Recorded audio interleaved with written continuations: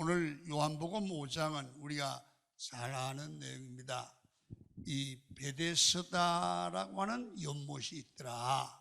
이 베데스다 연못가에 성경에 보니까 수많은 병자, 맹인, 다리 저는 사람, 혈기 마른 사람들이 모여서 이 연못을 쳐다보고 있는 거예요.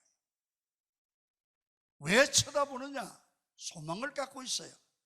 이 천사가 내려와서 이 물을 확 소용돌이 치게 할 때 가장 먼저 뛰어드는 사람은 무슨 병에 걸리든지 낫는다는 전설이 있어요.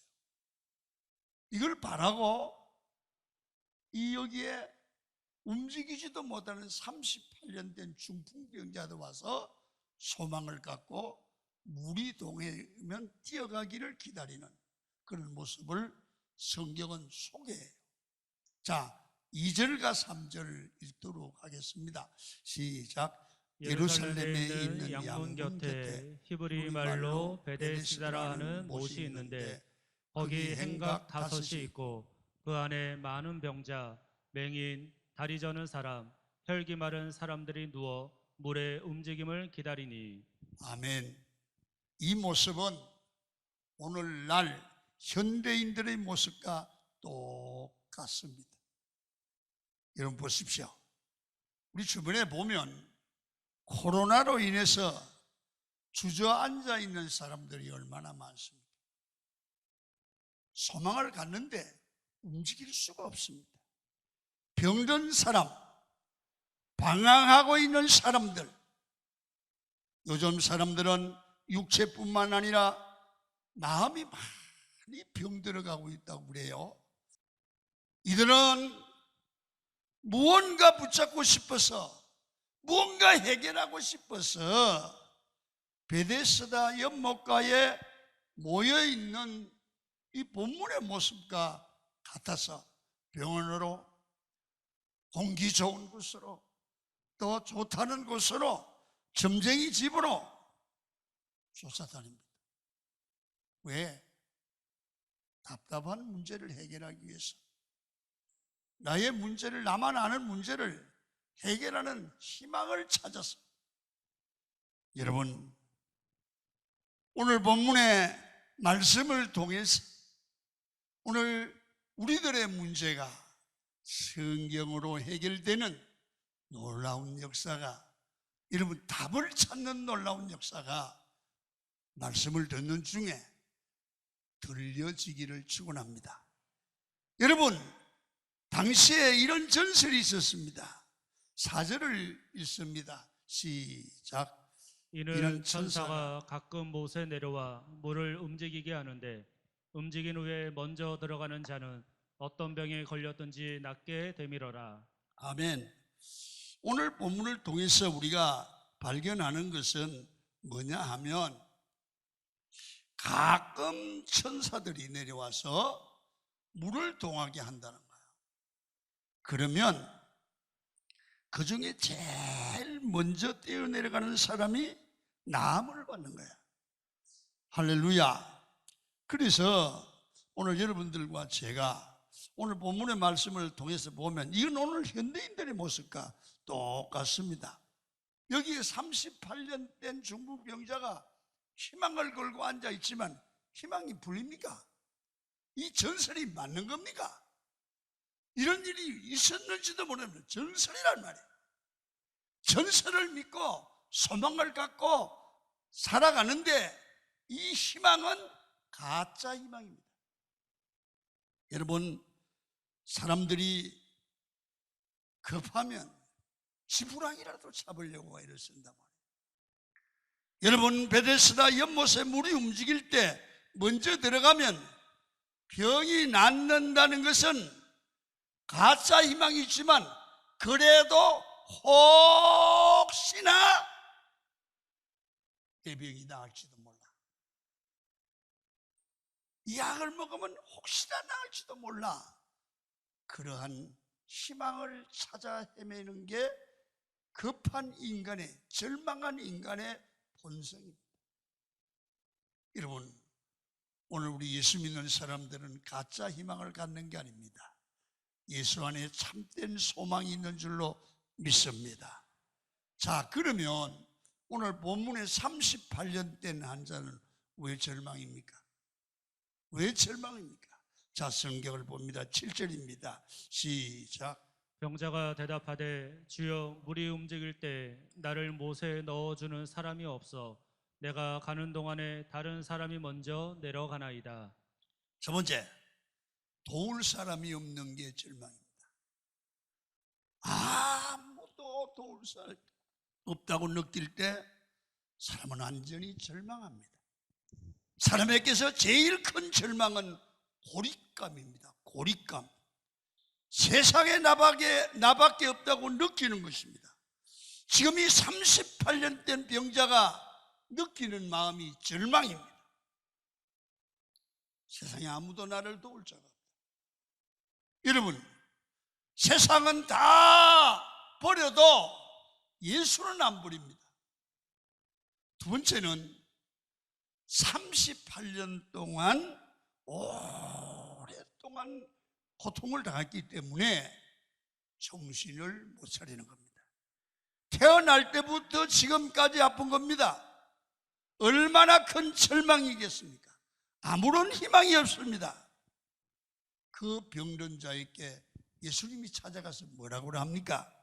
자, 6절 봅니다. 시작. 예수께서 그 누운 것을 보시고 병이 벌써 오래된 줄 아시고 이르시되 네가 낫고자 하느냐. 아멘. 예수께서 네가 낫고자 원하느냐. 이 사람 낫고자 원해서 왔어요. 그러면 낫고자 원하죠. 좀 고쳐주세요. 이렇게 나가야 되는 게 정상이죠. 그런데 너무 오랫동안 고통을 당하고 절망에 빠져 있으니까 그 대답을 못해요. 어떻게 말합니까? 7절을 보세요. 시작. 병자가 대답하되 주여 물이 움직일 때 나를 못에 넣어주는 사람이 없어 내가 가는 동안에 다른 사람이 먼저 내려가나이다. 기껏 한다는 얘기가 나를 도와주는 사람이 없다는 겁니다. 다시 말하면 너무 절망에 빠지고 너무 고립감에 취해서 고민하다 보면 생각이 정상적으로 안 돌아가는 거예요. 간단한 거예요. 낫고자 원하면 낫기를 원합니다. 이러면 되는 거예요. 여러분, 말이 안 통하는 거죠? 여러분, 오늘 이런 절망감이 혹시나 여러분에게 있으면 예수님을 만나고 은혜를 받으시고 마음을 여시기를 축원합니다. 여러분, 절망은 더 이상 바라볼 것이 없어서 소망이 끊어진 상태를 말을 합니다. 바라볼 것을, 내가 바라보는 희망을 누가 끊었습니까? 귀신이 끊었습니까? 다른 사람이 와서 끊었습니까? 아이고, 절망이야, 절망이야. 누가 이렇게 만들었습니까? 내가 만들었습니다. 아무도 나를 절망하도록 만들지 않았습니다. 무슨 얘기냐 하면 환경이 절대로 내가 바라는 것을 중단시킬 수가 없습니다. 여러분, 아무리 어려도 나는 할 수 있어, 그 생각은 내가 하는 겁니다. 그 희망은 내가 갖는 겁니다. 환경이 어렵다고 나는 이 희망을, 소망을 포기하는 것은 내가 하는 겁니다. 잘 들으셔야 됩니다. 그렇다면 결국 절망은 내가 하는 거잖아요. 여러분, 내가 바라는 것을 중단하는 순간에 내가 절망하게 되는 거예요. 예수님을 믿음으로 붙들고 절망 중에서도 희망을, 소망을 가지고 일어나야 됩니다. 그러려면 어떻게 해야 되느냐? 첫 번째, 하나님의 말씀을 들어야 돼요. 문제를 해결하는 말씀을 들어야 돼요. 그리고 순종하는 거예요. 환경에, 사람의 말에 흔들리는 게 아니라 나를 향하여 들려주시는 주의 메시지를 듣고요. 반드시 주의 메시지가 있거든. 그 말씀을 듣고 순종해야 됩니다. 여러분, 절망될 때는 철저하게 세상 소리에 귀를 기울이면 안 됩니다. 주의 음성이, 주님이 내게 들려주는 문제 해결의 열쇠가 되는 메시지를 들어야 돼요. 그리고 순종해야 됩니다. 여러분, 이래요. 우리 문제가 있어요. 그러면 어떡하나, 그렇게 생각하면 진짜 어떻게 하나 하는 문제밖에 없죠. 그러나 중요한 것은 뭐냐면 이 문제를 전능하신 하나님이 해결하면 해결해 줄 수 있다. 그런 믿음을 갖고 이 문제를 해결하는 말씀을 들으려고 귀를 기울이고 예배를 참석하고 기도하고 관심을 가지면 어떤 방법으로든지 내가 순종해야 될 말을 하나님이 돌려주실 줄 믿으십시오. 예배 시간에 들릴 수 있거든요. 자, 8절 봅니다. 시작. 예수께서 이르시되 일어나 내 자리를 들고 걸어가라. 여러분이 38년 된 중풍병자, 태어나서부터 38년 동안 한 번도 못 일어났어요. 근데 예수님은 이렇게 말해요. 일어나 내 자리를 들고 걸어가라. 이 말이 38년 된 중풍병자가 순종하고 절망을 소망으로 바꿀 열쇠가 되는 말씀이에요. 잘 봐요. 여러분, 38년 된 중풍병자, 한 번도 일어나지 보지 못한 이 사람이 예수님이 일어나라고 그러는 거예요. 그럼 두 가지예요. 첫째, 예수님 38년 동안 한 번도 못 일어났는데 나보고 일어나라고요. 안수라든지 흔들어 주든지 뭘 하고 해야지 일어나라고요. 사람 돌리는 거요. 이러고 주저앉을 수 있어요.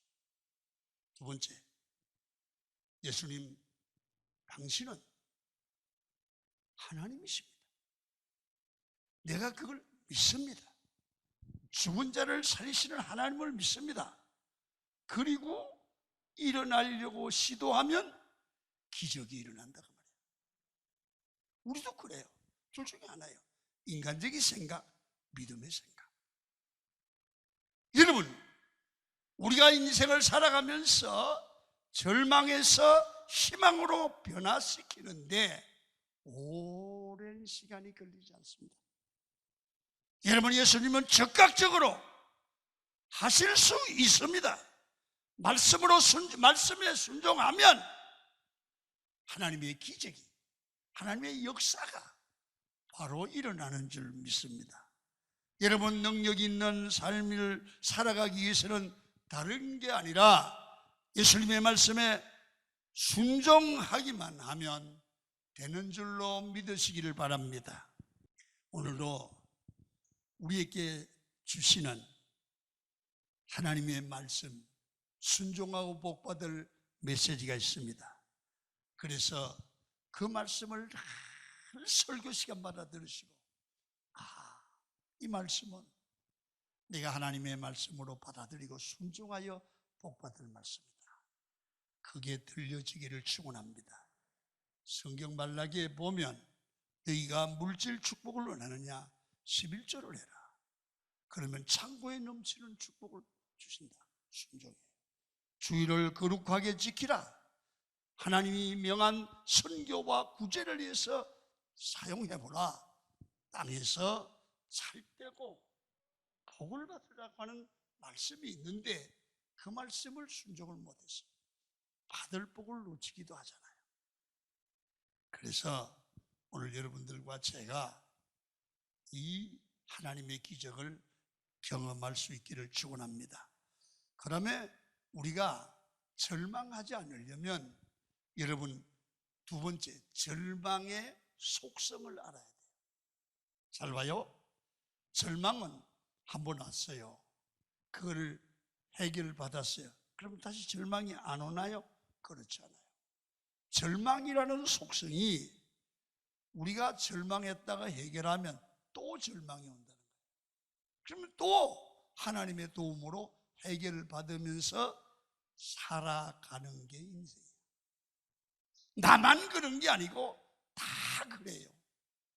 그래서 한번 내가 변화되어서 희망으로 간다고 해도 죽을 때까지 좋은 일만 계속해서 있는 게 아니라 절망이 또 다시 오고 해결하면 또 절망이 오는 거예요.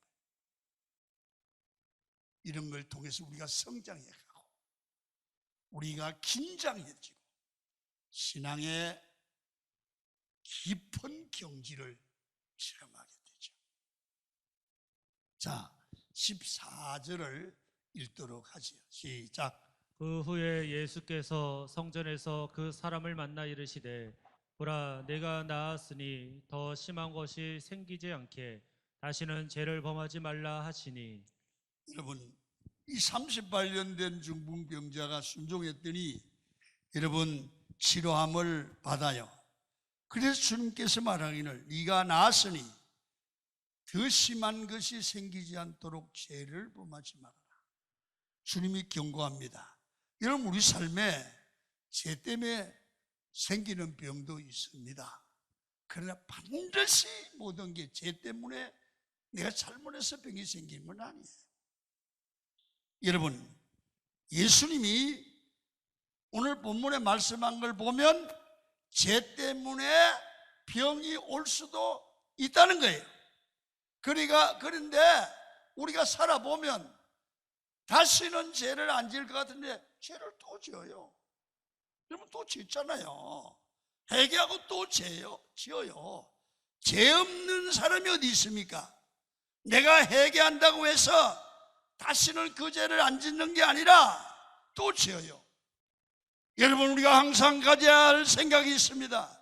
절망해서 희망이 되었다고 끝이라 생각하면 안 되는 것입니다. 또 절망할 수 있지만 그때마다 예수님의 말씀을 붙들고 믿음으로 다시 일어나야 되는 게 성도고 신앙생활이고 교회생활입니다. 조금만 무슨 일이 있다고 절망하는 게 아닙니다. 절망이 되었지만 또 다시 일어나 희망을 가지고 예수 그리스도와 함께 승리하시는 여러분이 되기를 축원합니다. 그러면서 오늘 본문에 보니까 너와 더불어 대대로 싸우리라 하셨다. 대대로 싸우리라. 이 말은 세대를 넘어서 계속해서 하나님이 하나님의 백성들을 위하여 싸우시겠다. 여러분, 한 세대가 절망에서 승리를 거두었다면 거기서 끝나는 것이 아니라 그 다음 세대가 절망에 빠져도 또다시 하나님께서 여호와께서 함께 하심으로 승리를 주고 희망을 주신다는 거예요. 다시 말하면 아버지 때 은혜를 받았으면 믿음으로 살면 자식 때도 은혜를 주시고 하나님이 지켜주실 줄로 믿습니다. 그래서 절망 가운데 승리를 주시고 날마다 이기게 하시는 하나님은 우리에게 세상 끝날까지 너희와 함께하며 승리를 주시겠다는 거예요. 무슨 얘기입니까? 절망도 있지만 이김을 주시는 주로 말미암아 성도는 하나님을 만나게 되고 어떤 고난도 이길 수 있는 승리자로 만들어 간다는 거예요. 그 하나님을 믿으시길 바랍니다. 우리가 사는 세상은 날마다 절망하게 되고 길을 잃는 경우도 많습니다. 그때마다 하나님을 바라보고 예배하십시오. 예배에 감격을 하십시오. 예배를 통해서 하나님의 말씀을 들으십시오. 예배를 통해서 주의 뜻을 분별하십시오.